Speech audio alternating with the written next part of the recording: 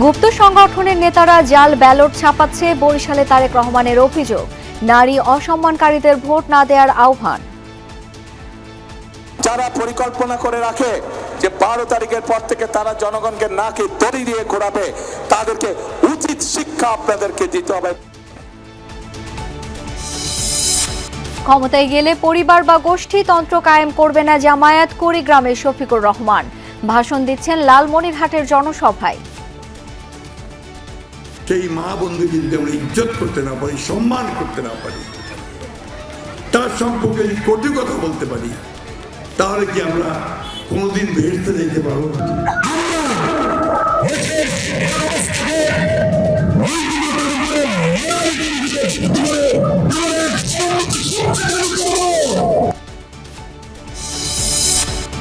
সারা দেশে প্রার্থীদের জোর প্রচারণা, রাজনীতিতে ধর্মের ব্যবহার ও নারী ইস্যুতে দুপক্ষের কথার লড়াই। সেই মা বন্ধুকে যদি আমরা ইজ্জত করতে না পারি, সম্মান করতে না পারি, তার সম্পর্কে যদি কটু কথা বলতে পারি, তাহলে কি আমরা কোনোদিন বেহেশতে যেতে পারবো?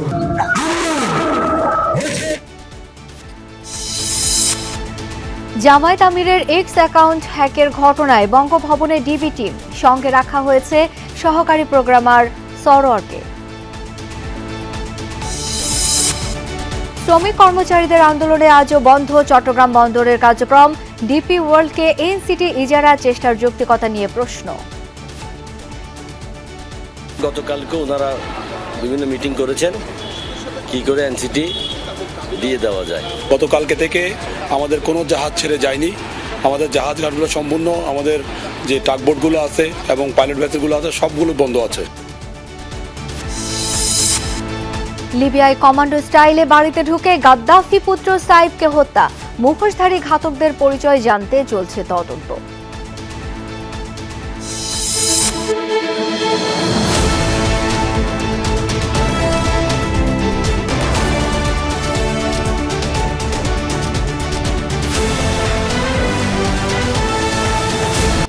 আমন্ত্রণ দুপুরের বাংলাদেশে, আপনাদের সাথে আছি আমি শাওন দত্ত। এতক্ষণ শিরোনামগুলো দেখছিলেন। গুপ্ত সংগঠনের নেতারা ভুয়া সিল আর বিভিন্ন প্রেসে জাল ব্যালট পেপার ছাপাচ্ছে। নির্বাচনের আগেই যারা অনৈতিক কাজ করে ভোটকে প্রভাবিত করছে, তারা কি করে সৎ মানুষের শাসন কায়েম করবে, এ প্রশ্ন তুলেছেন বিএনপি চেয়ারম্যান তারেক রহমান। দুপুরে বরিশাল বেলস পার্ক মাঠে নির্বাচনী জনসভায় এসব মন্তব্য করেন তিনি। 12 ফেব্রুয়ারি জনগণের অধিকার কেউ যেন হাইজ্যাক করতে না পারে, সেই বিষয়ে সজাগ থাকার আহ্বান জানান তিনি। তিনি বলেন, বাংলাদেশে নতুন জালেমের আবির্ভাব ঘটেছে, গুপ্ত সংগঠনের লোকেরা নতুন জালেমে পরিণত হয়েছে বলে মন্তব্য করেছেন বিএনপি চেয়ারম্যান। নতুন জালেমদের নেতা বাংলাদেশের নারীদের নিয়ে কলঙ্কিত শব্দ ব্যবহার করছে। আইডি হ্যাকের নামে যারা মিথ্যা কথা বলে তারা সৎ মানুষ হতে পারে না। যে দলের নেতার মা বোনদের প্রতি বিন্দু মাত্র শ্রদ্ধা ও সম্মান নেই, তাদের কাছ থেকে বাংলাদেশ কখনো অগ্রগতি আশা করতে পারে না। এ সময় তিনি নারী অসম্মানকারীদের ভোট না দেওয়ার আহ্বান জানান। আরো বলেন, জনগণকে নিয়ে তুচ্ছ তাচ্ছিল্য করা মানুষরা দেশ পরিচালনার দায়িত্ব পেলে মানুষের ভাগ্য দুর্বিষহ হবে। যারা 12 তারিখের পরে জনগণকে নাকে দড়ি দিয়ে ঘোরাতে চায়, তাদের উচিত শিক্ষা দেওয়ার আহ্বান জানান তারেক রহমান। বলেন, বিএনপি বিশ্বাস করে জনগণই সকল ক্ষমতার উৎস। 12 ফেব্রুয়ারি জনগণের অধিকার কেউ যেন হাইজ্যাক করতে না পারে, সে বিষয়ে সজাগ থাকার আহ্বান জানান তিনি। যারা একটি অপরাধকে ঢাকার জন্য 12 তারিখে আপনার অধিকার অন্য কেউ বিভিন্ন জায়গায় ভুয়া সিল ছাপাচ্ছে। কিভাবে আমরা বিভিন্নভাবে শুনতে পাচ্ছি যে তাদের পরিচিত যেগুলা প্রেস আছে সেখানে বলে তারা ব্যালট পেপার ছাপাচ্ছে, যেটি তারা পকেটে করে নিয়ে যাবে। প্রথমেই তো আপনারা অনৈতিক কাজ শুরু করছেন। অনৈতিক কাজ দিয়ে আপনারা মানুষের ভোটকে প্রভাবিত করতে যাচ্ছেন। যাদের ভোটের শুরুটাই অনৈতিক কাজ, তারা কি করে সৎ মানুষের শাসন দিতে পারে? দর্শক, বরিশালের জনসভা শেষে ফরিদপুরে জনসভায় যোগ দেবেন তারেক রহমান। সেখানে রয়েছেন আমার সহকর্মী আরিফিন শাকিল, যাচ্ছি তার কাছে। আরিফিন, এতদিন পরে এই অঞ্চলে বিএনপির জনসভা, সাধারণ মানুষের মধ্যে সাড়া কেমন দেখছেন? মানুষের মধ্যে অনেক সারা এবং মানুষও আজকের এই তারেক রহমানের জনসভা নিয়ে কথা বলছেন, যেমন তেমনি অনেকে অংশও নিয়েছেন আজকের এই জনসভা। বলছেন যে 12ই ফেব্রুয়ারি যে নির্বাচন, সেই নির্বাচনে তারা ভোট দিতে চান, ভোটের পরিবেশ যদি সুষ্ঠু থাকে সেক্ষেত্রে তারা ভোট দেবেন। এর মধ্যে কিন্তু পুরো যে সভাস্থল, সেই সভাস্থলে 5টি জেলার বিএনপির যারা নেতাকর্মী রয়েছেন তারা কিন্তু হাজির হয়েছেন। তারা ধানের শীষের পক্ষে স্লোগান দিচ্ছেন। সেই সময় তারা বলছেন তাদের জন্য আসলে এই 12টি আসনে ধানের শীষকে বিজয় করাই তাদের জন্য বড় চ্যালেঞ্জ এবং সেটি তারা সফল হবেন বলে মনে করছেন। এবং মঞ্চ থেকেই একটি বিষয় বারবার গুরুত্ব দেওয়া হচ্ছে বা বলা হচ্ছে ঐক্যবদ্ধ বিএনপি। ঐক্যবদ্ধ বিএনপি যে বার্তা, সেই বার্তা দেওয়া হচ্ছে যাতে করে যারা স্বতন্ত্র নির্বাচন করছেন তারাও তাদের সমর্থকের জন্য ধানের শীষের পক্ষে অংশগ্রহণ করেন কিংবা ধানের শীষের পক্ষে থাকেন শেষ পর্যন্ত। সেই দাবি বা সেই নির্দেশনা দেওয়া হচ্ছে সভাস্থল থেকে। খানিক বাদে তারেক রহমান এসে পৌঁছাবেন। এরই মধ্যে তিনি বরিশালে জনসভায় বক্তব্য দিয়েছেন। তিনি এখন এই ফরিদপুর আসার পথে রয়েছেন।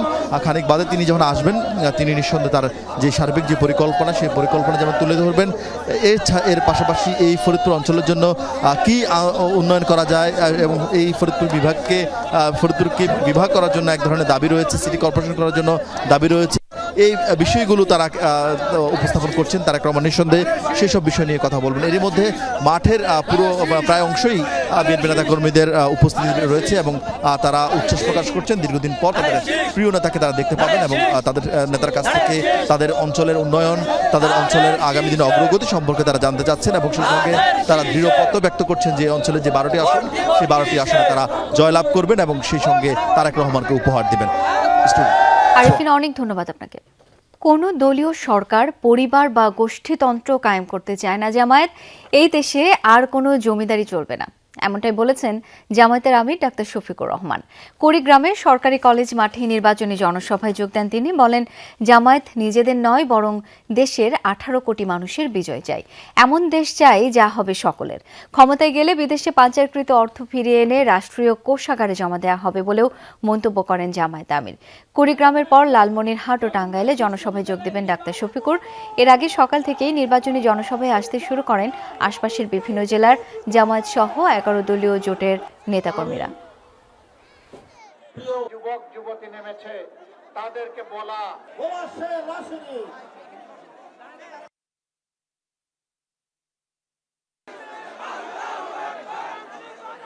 আরে ভাই মার্কা আছে, পুলিশে মার্কা।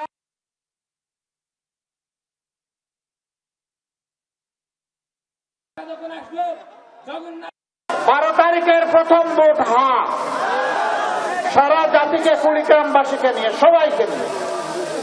তারপরের ভোট সরকার গঠনের জন্য, ইনসাফ ভিত্তিক রাষ্ট্র কাঠামো গড়ে তোলার জন্য, বেইনসাফি দূর করার জন্য, বৈষম্য দূর করার জন্য, চাঁদাবাজদেরকে রুখে দেওয়ার জন্য, দুর্নীতিকে লাল কার্ড দেখানোর জন্য, আধুনিক বাংলাদেশ কায়েম করার জন্য।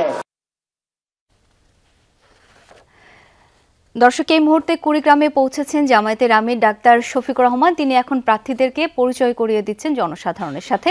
আমরা সরাসরি চলে যাব সেখানে। প্রত্যেকটা কি রে ভাই, প্রত্যেকটা কি আরো জোরে ইনশাআল্লাহ।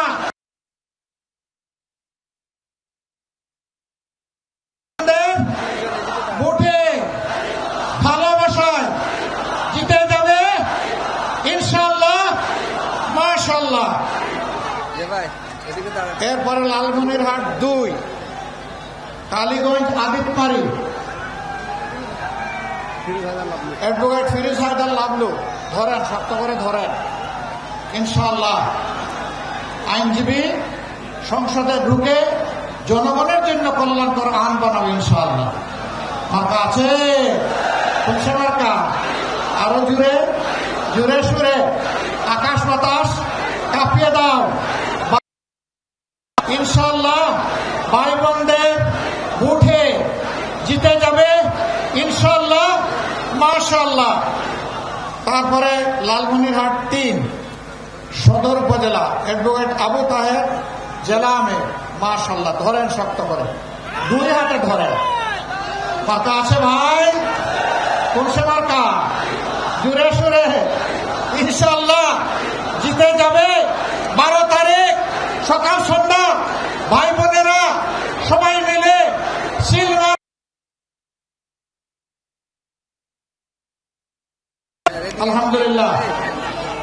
এবার মাবুদের নামে তাকবীর দিয়ে বিদায় নিব। লিল্লাহি তাকবীর, লিল্লাহি তাকবীর। ইনকিলাব, ইনকিলাব,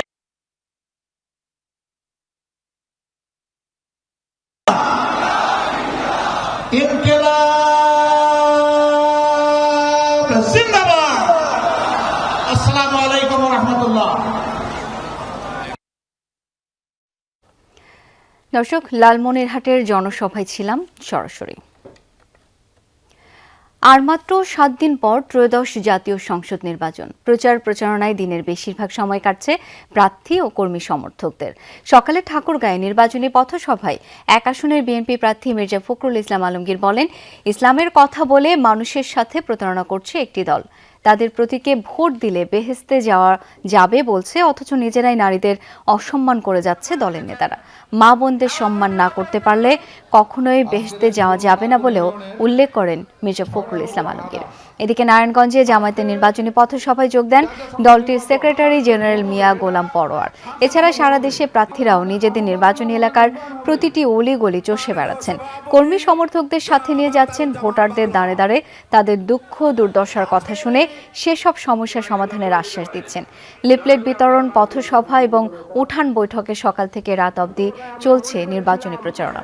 দলীয় প্রার্থীদের সাথে পাল্লা দিয়ে গণসংযোগ করছেন স্বতন্ত্র প্রার্থীরাও।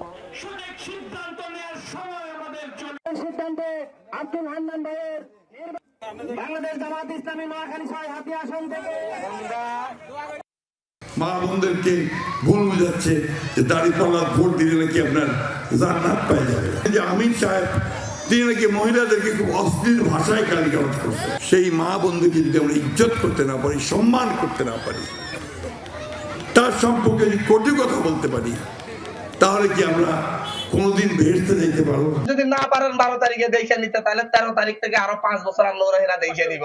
আসলে এরা আপনাদেরকে দেখে নিব। আপনার দোকানে দোকানে সাদাবাজি করবে, ঘরে ঘরে হুমকি দিবে, সন্ত্রাস করবে, সামাজিক ভাবে ভেজাল লাগাবে। রাজধানীতে নির্বাচনী প্রচার গণসংযোগে ব্যস্ত বিএনপির প্রার্থীরা। সকাল থেকেই রাজধানীর বিভিন্ন এলাকায় গণসংযোগ করছেন তারা। ভোট চাইছেন ধানের শীষের পক্ষে। রাজধানীর পল্লবী এলাকায় প্রচারে নেমেছেন ঢাকা 16 আসনের বিএনপি প্রার্থী আমিনুল হক। তার অভিযোগ, ভোটারদের টাকা দিয়ে নির্বাচনী পরিবেশ নষ্ট করছেন প্রতিদ্বন্দ্বী জামায়াত প্রার্থী। এই ব্যাপারে বিএনপির পক্ষ থেকে ইসিকে অবহিত করা হয়েছে বলেও জানান তিনি।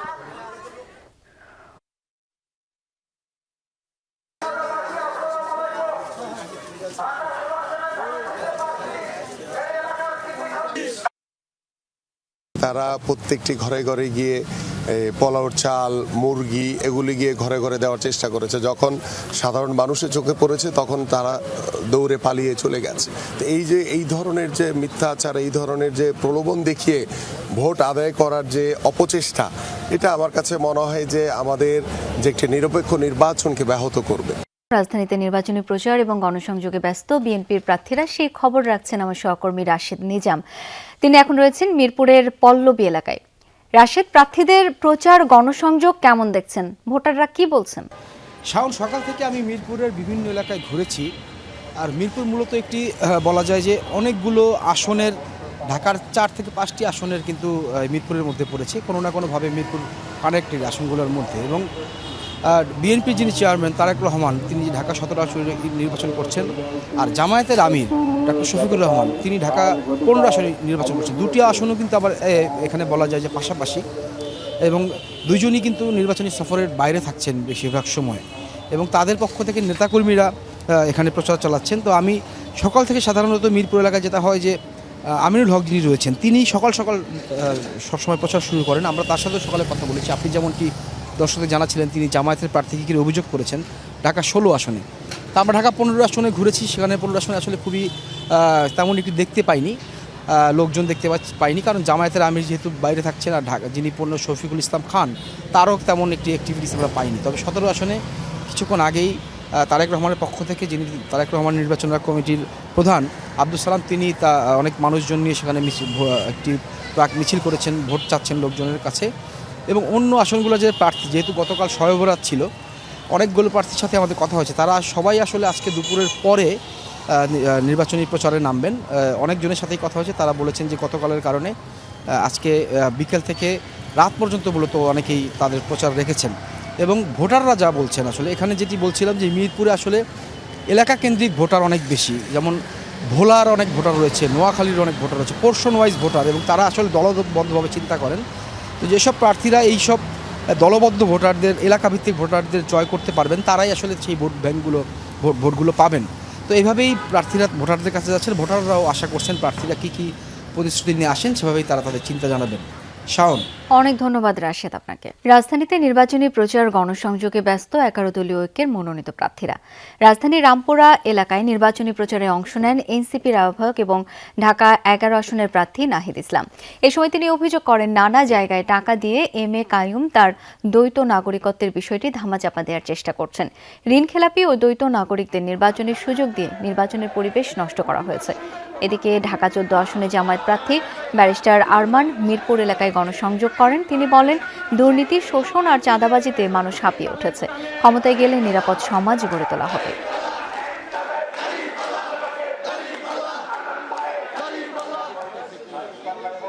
আমাদের রাজনীতি হবে কে কত বেশি মানুষের দোরগোড়া যেতে পারে, কে কত বেশি এলাকাবাসীর দুর্ভোগের সৃজনশীল সমাধান দিতে পারে, কে কত বেশি কাজ দিয়ে মানুষকে নিজের কাছে টানতে পারে। এটা হবে আমাদের প্রতিযোগিতার জায়গা। 5ই আগস্ট পরবর্তী আমরা একটা ভালো প্রতিদ্বন্দ্বীও পাচ্ছি না। একজন ভূমিদস্যুর সাথে অথবা একজন দ্বৈত নাগরিকত্বের সাথে এইরকম লোকদের সাথে আমাদেরকে প্রতিদ্বন্দ্বিতা করতে হচ্ছে। ইনশাআল্লাহ 12ই ফেব্রুয়ারি জনগণ সেটা রায় দেবে। একটি ধর্মভিত্তিক দল তাদের আচরণে ফ্যাসিবাদী, হিংসাত্মক আচরণ প্রকাশ করছে বলে মন্তব্য করেছেন বিএনপির সিনিয়র যুগ্ম মহাসচিব রুহুল কবির রিজভী আহমেদ। দুপুরে গুলশানে RFETর সাথে বিএনপির কেন্দ্রীয় নির্বাচন পরিচালনা কমিটির মতবিনিময় সভায় একথা বলেন তিনি। বলেন, নতুন রূপে, নতুন উপায়ে যেন ফ্যাসিবাদের উত্থান না ঘটে সেদিকে খেয়াল রাখতে হবে। ক্যান্টনমেন্টে একজন প্রার্থীর অশোভন আচরণ বিকৃত মানসিকতার পরিচয় দিয়েছে, করেন এই মন্তব্য। এছাড়া ফ্যাসিবাদ ধর্মের নাম দিয়ে নতুনভাবে আত্মপ্রকাশ করছে কিনা সেই ব্যাপারে সবাইকে সচেতন থাকার আহ্বান জানান রিজভী।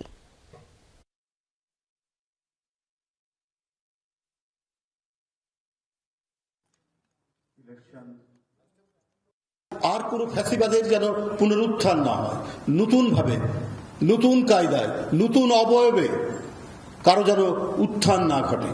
ফ্যাসিবাদ কি আবার নতুনভাবে, নতুন কায়দায় ধর্মের নাম দিয়ে কোনোভাবে আত্মপ্রকাশ করতে যাচ্ছে কিনা, সেটা তো আরো ভয়াবহ হবে, সেটা আরো ভয়ঙ্কর হবে।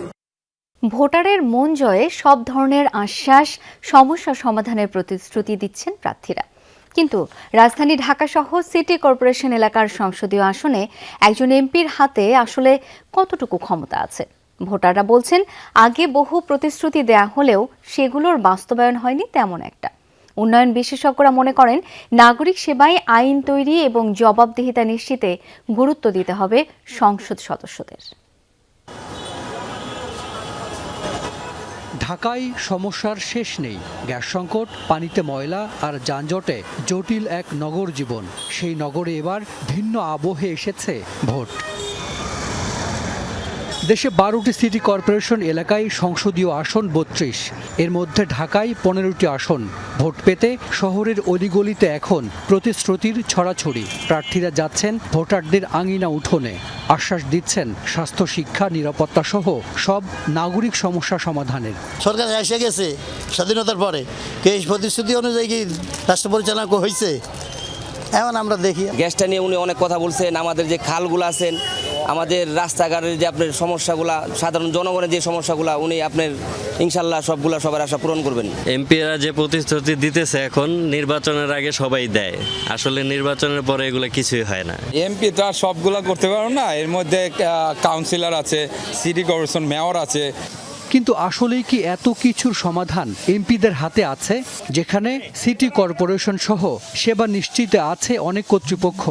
নাগরিক সেবার জন্য রাজধানী ঢাকায় আছে 50টির মতো প্রতিষ্ঠান। এই শহরের নিয়ন্ত্রণ তাদের হাতেই। তাহলে এমপি প্রার্থীরা যেসব অঙ্গীকার করছেন তার বাস্তবায়ন কি আদৌ সম্ভব? ভোটের রাজনীতির জন্য অনেকে ভোটারদেরকে সম্ভব এবং অসম্ভব সব রকমই অঙ্গীকারই প্রার্থীরা কিন্তু করছেন। যেসব জায়গায় সিটি কর্পোরেশন রয়েছে দেশের, এখানে সংসদ সদস্যদের অনেকগুলো সীমাবদ্ধতা আছে। ওয়ার্ড ভিত্তিক সমস্যাগুলি প্রকট, সেগুলি আমরা একটি তালিকা তৈরি করব, করে সংশ্লিষ্ট প্রতিষ্ঠানের কাছে যে বলবো এই কাজগুলি আমাদের করে দিতে হবে, যে এই কাজগুলির মাধ্যমে আমাদের এই এলাকায় এত হাজার হাজার মানুষ উপকৃত হবে। বিশেষজ্ঞরা বলছেন, সিটি কর্পোরেশন এলাকায় সেবা সমন্বয় ছাড়া এমপিদের খুব বেশি কিছু করার নেই। তবে নাগরিক সেবা নিশ্চিতে তারা এমন নীতি ও আইন করতে পারেন যা সেবা পাওয়ার পথ তৈরি করবে। এমপিরও আমার ধারণা এই ধারণাটা পরিষ্কারভাবে নাই অনেকের, যেটা আমি কিভাবে করব। সো ওনারাও কথা দেন এবং পরে 5 বছর এটা উনি করতে পারেন না, কারণ এটা কিভাবে করতে হবে এই আন্ডারস্ট্যান্ডিংটা খুব হয় না। এমপির কাজ হচ্ছে পলিসি লেভেলে, এমপির কাজ হচ্ছে ল এর লেভেলে, ল তৈরি করার ক্ষেত্রে। সো এখন প্রশ্ন হচ্ছে, আমি যেটা বললাম যে ম্যাক্সিমাম এমপি এই কানেকশনটা বিল্ড করতেছেন। প্রার্থী কিভাবে সব সংকটের সমাধান করবেন, ভোটারদের সেই প্রশ্ন তোলার আহ্বান জানিয়েছেন নগরবিদেরা। হাসান মিসবাহ, যমুনা নিউজ, ঢাকা। জামায়াতে ইসলামীর আমির ডাক্তার শফিকুর রহমানের এক্স অ্যাকাউন্ট হ্যাকের ঘটনায় আটক রাষ্ট্রপতির কার্যালয়ের আইসিটি শাখায় কর্মরত মোহাম্মদ সরোয়ার আলমের জড়িত থাকার প্রাথমিক তথ্য প্রমাণ পাওয়া গেছে বলে ডিবির পক্ষ থেকে জানানো হয়েছে। জড়িত ব্যক্তির জিজ্ঞাসাবাদ চলছে, জব্দ করা হয়েছে তার সব ডিভাইস।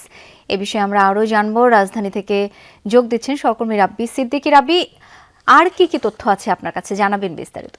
শাওন, একটু বলতে চাই যে আপনি জানেন যে এই ঘটনাটি কিন্তু জামাতের নেতা কর্মীরা, বিশেষ করে জামাতের শীর্ষ নেতার এক্স অ্যাকাউন্ট হ্যাক, এবং সেই অ্যাকাউন্টটি হ্যাক করেছে বঙ্গভবনের যে রাষ্ট্রপতির যে কার্যালয়, সেই কার্যালয়ের একজন সহকারী প্রোগ্রামার। এবং সেই যে তার যে মেইলটি, সেই মেইল অ্যাকাউন্টটি কিন্তু শুরুতেই জামাতের আমিরের যে এক্স অ্যাকাউন্ট হ্যাকের পরপরই কিন্তু জামাতের তরফ থেকে কিন্তু বলা হয়েছিল যে এই অ্যাকাউন্টটি এই মেইল থেকে হ্যাক করা হয়েছে। এবং সেই মেইলের সূত্র ধরে এই ঘটনায় হাতিরপুর থানায় একটি মামলা হয়েছে। সেই মামলার সূত্র ধরে গতকাল রাতে, ভোর রাতে 3টার পরে কিন্তু সেই অভিযুক্তকে কিন্তু আটক করা হয়, তাকে ডিবি হেফাজতে আনা হয়েছে। তাকে নিয়ে আজকে সকালেও রাষ্ট্রপতির কার্যালয়ের আইসিটি শাখায় অভিযান চালানো হয়েছে, ডিভাইস জব্দ করা হয়েছে। ডিবি পুলিশের ঊর্ধ্বতন কর্মকর্তা যারা আছেন তারা জানিয়েছে যে প্রাথমিকভাবে তাদের যে ধারণা, অনুমান, সেটি হচ্ছে যে এই মেইল থেকেই এই টুইটারের যে অ্যাকাউন্টটি, সেই অ্যাকাউন্টটি হ্যাক করা হয়েছে। যদিও এটি নিয়ে তথ্য প্রযুক্তি বিশেষজ্ঞ যারা আছেন তারা বলছেন যে এটি সম্ভব না কোনোভাবেই, মানে একটি মেইল থেকে একটি আইডি হ্যাক করা, সেখানে বারবার করে ক্রমান্বয়ে পোস্ট করা, বিভিন্ন কিছু পোস্ট করা, সেটি সম্ভব নয়, প্রযুক্তি বিশেষজ্ঞরা বলছেন। তবে ডিবির যারা আছেন, ডিবির যারা কর্মকর্তা আছেন, তারা বলছেন যে তারা নিশ্চিত যে এই লোকটি এই হ্যাকিংয়ের সাথে জড়িত, সে কারণেই তাকে আটক করা হয়েছে। এখন তাকে গ্রেপ্তার দেখাবে কি দেখাবে না সেটি পরের বিষয়, সেজন্য আমরা কিন্তু অপেক্ষা করছি। শাওন। রাব্বি, অনেক ধন্যবাদ আপনাকে। সন্ত্রাস, চাঁদাবাজ ও নাগরিক সমস্যামুক্ত মোহাম্মদপুর আদাবর গড়ে তোলার অঙ্গীকার করেছেন ঢাকা 13 আসনের প্রার্থীরা। সকালে রিটার্নিং অফিসার কর্তৃক আয়োজিত ইশতেহার পাঠ এবং আচরণবিধি প্রতিপালন ঘোষণা অনুষ্ঠানে এই অঙ্গীকার করেন তারা। অনুষ্ঠানে এই আসনের 9 জন প্রার্থীর মধ্যে 8 জন তাদের নির্বাচনী ইশতেহার পাঠ করেন। ইশতেহারে ঢাকা 13 সংসদীয় আসনের নানা সমস্যা সমাধানে নিজ নিজ পরিকল্পনার কথা জানান প্রার্থীরা। বলেন, এই আসনের অন্যতম সমস্যা সন্ত্রাসবাদ ও মাদক, আছে যানজট, কিশোর গ্যাংয়ের মতো সমস্যাও।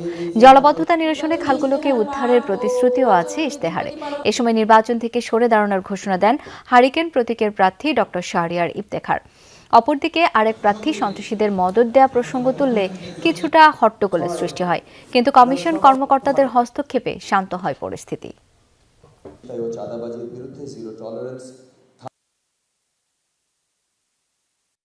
থানা প্রশাসন ও কমিউনিটির সমন্বয়ে নিয়মিত অভিযান, কড়া নজরদারি ও নাগরিক অংশগ্রহণ নিশ্চিত করে মোহাম্মদপুর আদাবর শেরেবাংলা নগরকে নিরাপদ বসবাসযোগ্য এলাকা হিসেবে গড়ে তোলা হবে। সন্ত্রাস, চাঁদাবাজি, ছিনতাই ও মাদক নির্মূলে জিরো টলারেন্স নীতি গ্রহণ করা হবে। মাদকাসক্তদের চিকিৎসা ও পুনর্বাসন করা হবে। সংশোধন না হলে কঠোর আইনানুগ ব্যবস্থা নেওয়া হবে। শেরপুর 3 আসনের বৈধ প্রার্থীর মৃত্যুতে আরপি অনুযায়ী উক্ত আসনের সংসদ নির্বাচন স্থগিত করা হয়েছে। সকালে এই সিদ্ধান্ত জানালেন ইসি সচিব আক্তার আহমেদ। মঙ্গলবার রাতে শ্রীবর্দী ঝিনাইগাতি আসনে জামায়াত প্রার্থী এবং জেলা জামায়াতের সেক্রেটারি নুরুজ্জামান বাদলের মৃত্যু হয়। পরিবার জানায় রাত 10টার দিকে অসুস্থ হয়ে পড়েন তিনি। শ্রীবর্দী হাসপাতালে নেওয়া হলে অবস্থার অবনতি হয় তাকে ময়মনসিংহ মেডিকেল কলেজ হাসপাতালে পাঠায় চিকিৎসক। পথেই মারা যান তিনি। পরিবার স্থানীয় জামায়াতের নেতাকর্মীরা জানান, বাদল দীর্ঘদিন ধরে কিডনি জনিত রোগে ভুগছিলেন। দুপুর 2:30টায় শেরপুর পৌর ঈদগাহ মাঠে এবং বিকেল 5টায় শ্রীবর্দী সরকারি কলেজ মাঠে তার জানাজা অনুষ্ঠিত হবার কথা।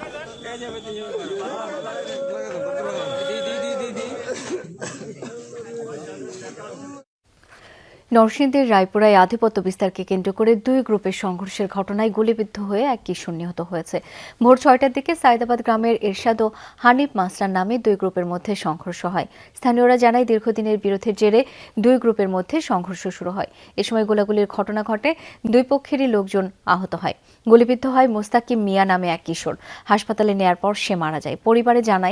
পরিবারের সদস্যরা জানায়, বাড়ির পাশের সড়কে দাঁড়িয়েছিল মোস্তাকিম। দুর্বৃত্তরা তাকে গুলি ছুড়ে পালিয়ে যায়। সে কোনো গ্রুপের সাথে জড়িত ছিল না। পরে সকাল 9টার দিকে যৌথ বাহিনী গিয়ে পরিস্থিতি নিয়ন্ত্রণে আনে। জড়িতদের ধরতে অভিযান চলছে। পবিত্র শবে বরাতে মসজিদে ইবাদত বন্দেগি করেছেন মুসল্লিরা। গুনাহ মাফের আশায় রাতভর আদায় করেছেন নফল নামাজ। সেই সাথে মহান আল্লাহর সন্তুষ্টি অর্জনে করেছেন কোরআন তিলাওয়াত, জিকির আজকার। কবরস্থানে গিয়ে মৃত আত্মীয় স্বজনের জন্য মাগফিরাত ও দোয়া কামনা করেছেন অনেকে। এই রাতের শিক্ষা নিয়ে দেয়া বক্তব্যে ধর্ম উপদেষ্টা বলেন, আত্মশুদ্ধি ছাড়া আল্লাহর দরবারে ইবাদত কবুল হয় না। তাই ধর্মীয় অনুশাসন মেনে চলার তাগিদ দেন তিনি। শাবানের মধ্য রজনীতে আল্লাহর নৈকট্য লাভ ও নিজেকে পরিশুদ্ধ করতে বাইতুল মোকাররম জাতীয় মসজিদে মুসল্লিদের ঢল। শিশু থেকে শুরু করে সব বয়সী মানুষই সন্ধ্যার পর থেকে জড়ো হতে থাকেন ইবাদত বন্দেগীর উদ্দেশ্যে। মুসল্লিরা বলেন, দেশ ও মুসলিম উম্মার মঙ্গল কামনা করছেন তারা। আমরা সারা রাত নামাজ পড়বো, আল্লাহর ইবাদত করব। এই জন্যই মূলত আল্লাহর সন্তুষ্টির জন্য আমাদের এইখানে আসা। সামনে নির্বাচন এবং আমরা নানা ধরনের রাজনৈতিক প্রতিহিংসা দেখতে পাচ্ছি, যেন এগুলো না থাকে। আল্লাহ, তুমি যেন মুসলিমদের শান্তি দাও, আল্লাহ দেশের কল্যাণ করো। সমস্ত উম্মতি মুহাম্মদের জন্য গুনাহ খাতার মাফ করে দেয়, এই জন্য চেয়েছি। এশার নামাজ শেষে শবে বরাতের শিক্ষা নিয়ে আলোচনা করেন ধর্ম উপদেষ্টা আফম খালিদ হোসেন। বলেন, ধর্ম সবসময় মানুষকে কল্যাণের পথ দেখায়। আজকে রাতে আমরা আল্লাহর কাছে মাপ চাইব, চোখের পানি ফেলব, হিংসা বিদ্বেষ কলিজার ভিতরে যারা দূর করব। অন্তর যার পরিষ্কার, সাদা মনের লোক, এই মানুষ বেশি জান্নাতে যাবে। আজকে রাতে আমরা শপথ নেব, আমরা অন্তরকে পরিষ্কার করব। এই রাতে কবরস্থানগুলোতেও ভিড় করেন মুসল্লিরা। পরিবারের মৃত সদস্য আর আত্মীয় স্বজনের কবরের সামনে দাঁড়িয়ে মহান আল্লাহর দরবারে তাদের জন্য মাগফিরাত কামনা করেন। সন্ধ্যা থেকে ফজর পর্যন্ত চলে মুসল্লিদের ইবাদত বন্দেগী। ভোরে ফজরের নামাজ শেষে বিশেষ মোনাজাতে সৃষ্টিকর্তার কাছে ক্ষমা প্রার্থনা করেন, চান হেদায়েত। হাসিবুল করিম বিজয়, যমুনা নিউজ, ঢাকা। চট্টগ্রাম বন্দরের নিউমোরিং কন্টেইনার টার্মিনাল বিদেশি কোম্পানি ডিপি ওয়ার্ল্ডের কাছে ইজারা দেওয়ার সিদ্ধান্তের প্রতিবাদে আজ থেকে অনির্দিষ্টকালের কর্মবিরতি শুরু করেছেন শ্রমিক কর্মচারীরা। এর আগে শনিবার থেকে 3 দিন 8 ঘন্টা করে এবং মঙ্গলবার 24 ঘন্টা কর্মবিরতি পালন করেন তারা। কন্টেইনার হ্যান্ডেলিং সহ সব ধরনের কাজ বন্ধ রেখেছেন আন্দোলনকারীরা। এতে কার্যত অচল হয়ে পড়েছে দেশের প্রধান সমুদ্র বন্দর। বন্ধ হয়ে গেছে আমদানি ও রপ্তানি কার্যক্রম। তৈরি আমদানি রপ্তানি পণ্যের জট। সংযুক্ত আরব আমিরাত ভিত্তিক ডিপি ওয়ার্ল্ডকে নিউমোরিং কন্টেইনার টার্মিনাল এনসিটি ইজারা দেওয়ার সিদ্ধান্ত বাতিল না করা পর্যন্ত আন্দোলন চালিয়ে যাবার ঘোষণা দিয়েছেন আন্দোলনরত শ্রমিক কর্মচারীরা।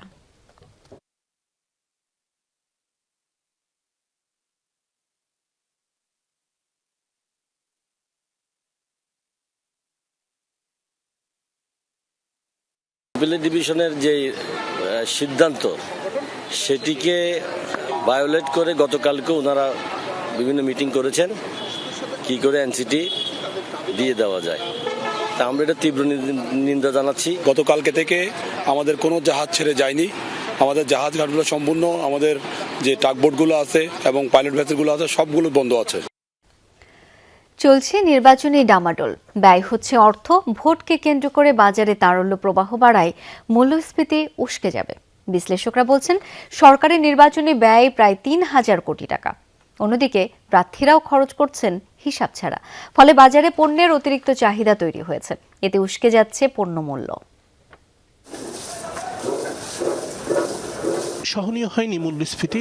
সার্বিক মূল্যস্ফীতির হার এখন 8.5%। তার মধ্যে খাদ্য মূল্যস্ফীতির হার এখনও প্রায় 8%। তবে 9%-এর বেশি খাদ্য বহির্ভূত মূল্যস্ফীতির হার, যা অস্বস্তিকর।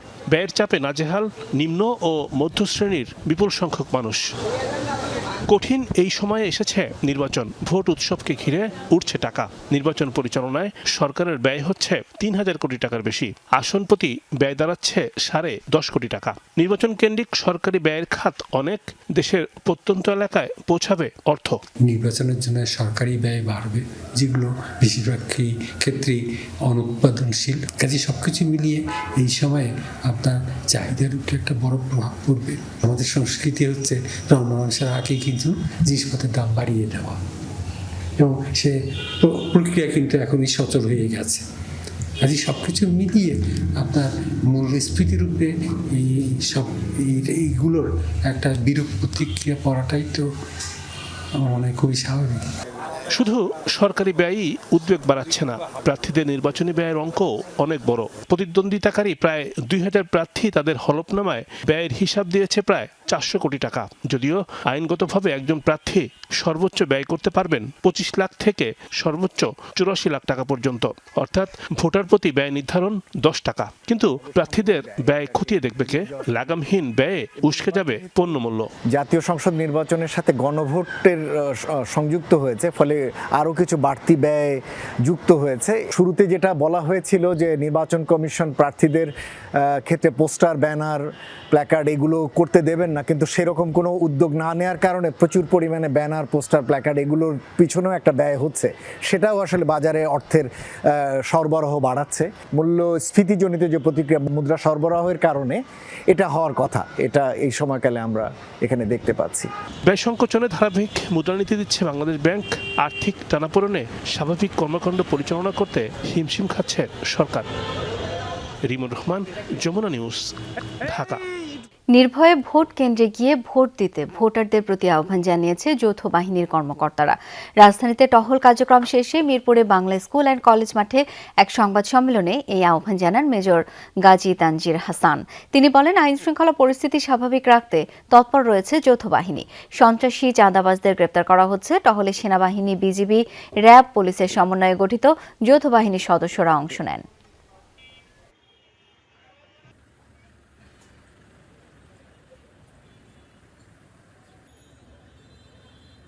আমি আপনাদের সকলকে আশ্বস্ত করতে চাই, মিরপুর এরিয়া অর্থাৎ মিরপুর, পল্লবী, রূপনগর বা ঢাকা 16 এই আসনের জন্য বাংলাদেশ সেনাবাহিনী সার্বক্ষণিকভাবে নিয়োজিত থাকবে এবং আমাদের সাথে অন্যান্য বাহিনীগুলো তাদের দায়িত্ব পালন করবে। নির্বিঘ্নে, নিরাপদে আপনারা আপনাদের ভোটাধিকার প্রয়োগ করবেন এবং আমরা এর মাধ্যমে আমাদের নির্বাচনটিকে একটি শান্তিপূর্ণ ও সুষ্ঠুভাবে শেষ করব ইনশাআল্লাহ। নিজ বাড়িতে হত্যা করা হলো লিবিয়ার সাবেক নেতা মুয়াম্মার গাদ্দাফির ছেলে সাইফ আল ইসলামকে। মঙ্গলবার এই তথ্য নিশ্চিত করেছে লিবিয়ান নিউজ এজেন্সি। সাইফের আইনজীবী জানিয়েছেন, জিনতান শহরে 4 সদস্যের একটি কমান্ডো দল গভীর রাতে হামলা চালায় তার বাড়িতে। শুরুতে ভেঙে ফেলে সিসি ক্যামেরা। এরপর বাগানে বেরিয়ে এলে সাইফকে লক্ষ্য করে গুলি করে মাস্ক পরিহিত অস্ত্রধারীরা। হামলাকারীদের বিষয়ে বিস্তারিত জানা যায়নি। অবশ্য শুরুতে ভিন্ন তথ্য দিয়েছিলেন সাইফের বোন। স্থানীয় একটি টেলিভিশনকে বলেন, আলজেরিয়া সীমান্তের কাছে মৃত্যু হয়েছে তার 53 বছর বয়সী ভাইয়ের। সাইফের মৃত্যুতে ক্ষোভ জানিয়েছেন তার রাজনৈতিক সহযোগীরা। অবিলম্বে স্বচ্ছ তদন্তের দাবি জানান তারা।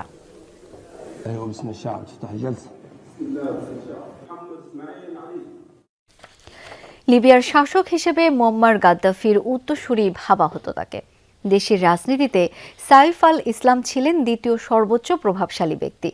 পশ্চিমা বিশ্বের সাথেও ত্রিপোলির সম্পর্ক স্বাভাবিক করতেও রেখেছিলেন বিশেষ ভূমিকা। গণঅভ্যুত্থানে বাবা গাদ্দাফির সাম্রাজ্যের পতনের পর নানা চড়াই উতরাই পার হন। যখন আবার রাজনীতিতে ফেরার বন্দোবস্ত করছিলেন, তখনই হত্যা করা হলো সাইফকে। 1969 থেকে 2011 সাল পর্যন্ত লিবিয়ার শাসন ক্ষমতায় ছিলেন মুয়াম্মার গাদ্দাফি। সে আমলে প্রেসিডেন্টের পর সবচেয়ে প্রভাবশালী ব্যক্তিত্ব হিসেবে বিবেচনা করা হতো তার ছেলে সাইফ আল ইসলামকে।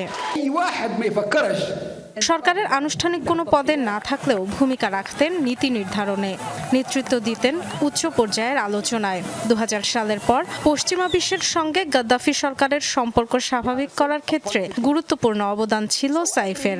আন্তর্জাতিক মহলের সাথে বৈঠকের পর তারই পরামর্শে লিবিয়ার পারমাণবিক অস্ত্র কর্মসূচি বন্ধে রাজি হন মুয়াম্মার গাদ্দাফি। এর ফলে প্রত্যাহার করা হয় উত্তর আফ্রিকার দেশটির উপর আরোপিত আন্তর্জাতিক নিষেধাজ্ঞা।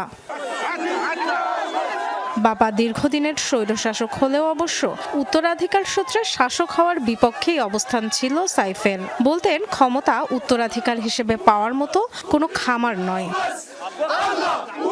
2011 সালে দেশটির বিক্ষোভ দমনে তার ভূমিকার জন্য আন্তর্জাতিক অপরাধ আদালতে অভিযোগ উঠেছিল সাইফের বিরুদ্ধে। গণঅভ্যুত্থানে মুয়াম্মার গাদ্দাফি ক্ষমতাচ্যুত ও নিহত হওয়ার পর একের পর এক চ্যালেঞ্জের মুখোমুখি হন তিনি। ওই বছরই জুনে তার বিরুদ্ধে গ্রেফতারি পরোয়ানা জারি করে আইসিসি। শেষ পর্যন্ত বিদ্রোহী গোষ্ঠীর হাতে আটক হয়ে কারাগারে কাটে 6 বছর। 2015 সালে লিবিয়ার একটি আদালত তাকে মৃত্যুদণ্ড দিলেও 2 বছর পর এক সাধারণ ক্ষমতার আওতায় মুক্তি পান সাইফ। এরপর থেকে পশ্চিমাঞ্চলীয় শহর জিনতানেই কাটে জীবন। পশ্চিমা শিক্ষায় শিক্ষিত সাইফ 2008 সালে পিএইচডি করেন লন্ডন স্কুল অব ইকোনমিক্স থেকে। আকর্ষণীয় বাচনভঙ্গি আর সংস্কারপন্থী মনোভাবের কারণে অনেকের কাছেই পরিবর্তনশীল লিবিয়ার একটি গ্রহণযোগ্য মুখ হয়ে ওঠেন। 2021 সালে প্রেসিডেন্ট প্রার্থী হওয়ার ঘোষণা দিলেও হয়নি সে নির্বাচন। এবারও যখন রাজনীতিতে ফেরার তোড়জোড় করছিলেন, তখনই নিজ বাড়িতে হত্যাকাণ্ডের শিকার হলেন সাইফ। Dorothy Tasrin, Jamuna news. চরম নাটকীয়তার সাক্ষী হচ্ছে ভারতের পার্লামেন্ট। বিরোধী দল ও সরকারি এমপিদের পাল্টাপাল্টি অবস্থানে গত 3 দিন ধরেই দফায় দফায় লোকসভার বাজেট অধিবেশন মুলতবি করতে বাধ্য হচ্ছেন স্পিকার। রাহুল গান্ধীকে কথা বলতে না দেওয়ার অভিযোগে মঙ্গলবার বিরোধী দলীয় এমপিদের কাগজ ছুঁড়ে মারাকে কেন্দ্র করে হয় তুলকালাম কাণ্ড, যার জেরে নিম্নকক্ষের 8 সদস্যকে আগামী 2 এপ্রিল পর্যন্ত বরখাস্ত করা হয়েছে। প্রতিবাদে পার্লামেন্টের ভেতর ও বাইরে বিক্ষোভ করছে কংগ্রেস। বুধবার ভারতের লোকসভায় বাজেট অধিবেশন শুরুর পরই হট্টগোল বাধায় বিরোধী দলীয় এমপিরা। চিৎকার চেঁচামেচির জেরে একসময় অধিবেশন মুলতবি করতেই বাধ্য হন স্পিকার। গত 3 দিন ধরেই ভারতের পার্লামেন্টের নিম্নকক্ষে ছড়াচ্ছে উত্তাপ, যার শুরু সাবেক সেনাপ্রধান MM নারাভানের অপ্রকাশিত বই 4 স্টার্স অব ডেস্টিনি নিয়ে।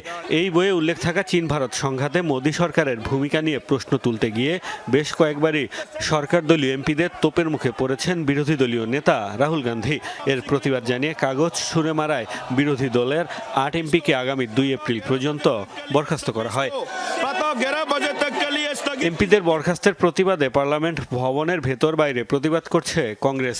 সরকারের বিরুদ্ধে বিরোধীদের কণ্ঠরোধের অভিযোগ তাদের। তোপ দেখেছে যুক্তরাষ্ট্র ভারত বাণিজ্য চুক্তি নিয়েও। এমপিদের বরখাস্ত গণতন্ত্র পরিপন্থী, তাই আমি স্পিকারকে সিদ্ধান্ত প্রত্যাহারের আহ্বান জানাই। বিরোধী দলীয় নেতাকে ঠিকমতো কথা বলতে দেয়া হয়নি। বারবার চেয়ারপারসনকে বিরোধী দলীয় নেতার বক্তব্যে বাধা দিতে দেখা গেছে। রাহুল গান্ধী যখন থেকে কথা বলার চেষ্টা করছেন, তখন থেকেই পুরো বিজেপি সরকার তাকে থামানোর জন্য অনড় অবস্থান নিয়েছে। অতীতে তারা পার্লামেন্ট মেম্বারদের সাসপেন্ড করে পার্লামেন্ট পরিচালনা করেছে। তারা যদি বিরোধী দলের কণ্ঠস্বর দমন করতে চায়, তাহলে আমরা কখনোই তা সহ্য করব না। পাল্টা জবাবে রাহুল গান্ধীর বিরুদ্ধে ভুল তথ্য ছড়ানোর অভিযোগ তুলেছে বিজেপি সরকার। কংগ্রেস মিথ্যা ও ভুল তথ্য ছড়ানো রাহুল গান্ধী এবং তার দলের অভ্যাসে পরিণত হয়েছে। রাহুল গান্ধী মনে করেন পার্লামেন্ট কংগ্রেসের অফিস। তারা কখনো দেশ সম্পর্কে ইতিবাচক চিন্তা করেনি। তারা সর্বদা দেশের বিরুদ্ধে ষড়যন্ত্র করে আসছে। এদিকে যুক্তরাষ্ট্রের সাথে চুক্তি নিয়ে প্রশ্ন তুলে পার্লামেন্ট ভবনের সামনে বিক্ষোভ করেছে আম আদমি পার্টির সদস্যরাও। মোস্তফা মাহমুদ, যমুনা নিউজ। যুক্তরাষ্ট্রের সাথে বাণিজ্য চুক্তির 3 দিন পর রাষ্ট্রীয় সফরে ওয়াশিংটন গেছেন ভারতের পররাষ্ট্রমন্ত্রী এস জয়শঙ্কর। মঙ্গলবার মার্কিন পররাষ্ট্রমন্ত্রী মার্কো রুবিওর আহ্বানে বিরল খনিজ সম্পর্কিত বৈঠকে অংশ নেন তিনি। বৈঠকে উভয় দেশের মধ্যে পারমাণবিক সহযোগিতা বৃদ্ধি, প্রতিরক্ষা সমঝোতা, বাণিজ্য, জ্বালানি আর খনিজ সম্পদ সহ বিভিন্ন ইস্যুতে খোলামেলা আলোচনা করেন উভয় নেতা। পাশাপাশি যুক্তরাষ্ট্র আর ভারত সহ 4 দেশের কৌশলগত জোট কোয়াড নিয়েও আলাপ হয়। একদিন আগেই ভারতের সাথে সাথে বাণিজ্য চুক্তির তথ্য প্রকাশ করে যুক্তরাষ্ট্র। এর প্রেক্ষিতে ভারতীয় পণ্যের উপর মার্কিন শুল্কের হার 50% থেকে কমিয়ে 18% করে ওয়াশিংটন। অ্যাপস্টেইন মামলায় সাক্ষ্য দিতে চাওয়ায় ক্লিন্টন দম্পতির উপর চরম রুষ্ট মার্কিন প্রেসিডেন্ট ডোনাল্ড ট্রাম্প। নতুন নথি প্রকাশের পর মার্কিন কংগ্রেসে তদন্তে সাক্ষ্য দেওয়ার আহ্বানে সাড়া দেন যুক্তরাষ্ট্রের সাবেক প্রেসিডেন্ট বিল ক্লিন্টন ও সাবেক পররাষ্ট্রমন্ত্রী হিলারি ক্লিন্টন। তবে ক্লিন্টন দম্পতির এই সিদ্ধান্তে নাখোশ ট্রাম্প। ওভাল অফিসের সংবাদ সম্মেলনে বিষয়টি নিয়ে মন্তব্য জানতে চাওয়া হলে এটিকে লজ্জা আখ্যা দেন তিনি। ক্ষোভ প্রকাশ করে বলেন তাকে জেলে পাঠাতে চেয়েছিলেন ক্লিন্টন। নিজেকে নিষ্পাপ বলেও দাবি করেন মার্কিন প্রেসিডেন্ট।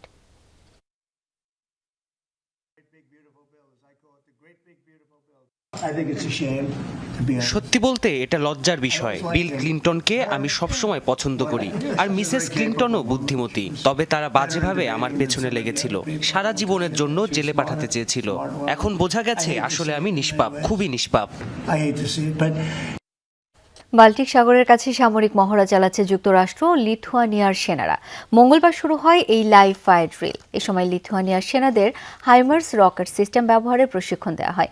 বুধবার পর্যন্ত চলবে এই সামরিক তৎপরতা। চলতি বছরের শেষ নাগাদ লিথুয়ানিয়াকে অত্যাধুনিক রকেট সিস্টেম হাইমার্স সরবরাহ করবে যুক্তরাষ্ট্র। তার আগে সেনাদের দেওয়া হচ্ছে এটি ব্যবহারের প্রশিক্ষণ। মার্কিন সহায়তায় গত সেপ্টেম্বর থেকেই হাইমার্স পরিচালনা ও রক্ষণাবেক্ষণের প্রশিক্ষণ নিচ্ছে দেশটির সামরিক বাহিনী।